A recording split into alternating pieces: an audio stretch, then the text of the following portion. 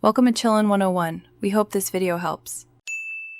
In this video, I will compare public gold versus Bursa gold full comparison.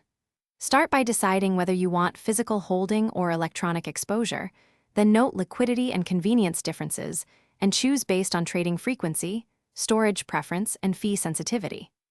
I will walk through ease of buying, typical costs, how ownership is recorded, and practical tips to match each option to common investor goals in a friendly, clear way. Comparing costs matters because fees erode returns over time, so pay attention to premiums, spreads, and storage charges.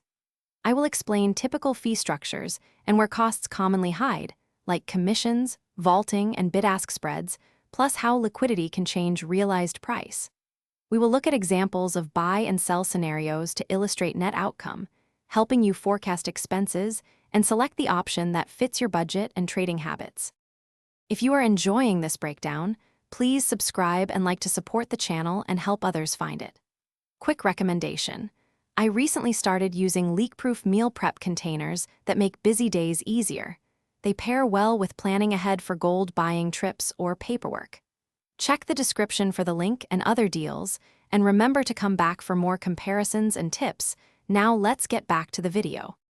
Ownership type influences security and convenience, so know whether you prefer tangible bars or electronic allocations that trade faster.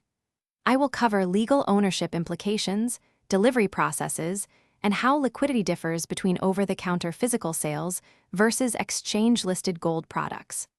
Learn which model suits long-term storage, gifting, or active trading, and what to expect when you need to convert holdings back to cash in various market conditions. Thanks for watching. Consider subscribing if we helped you.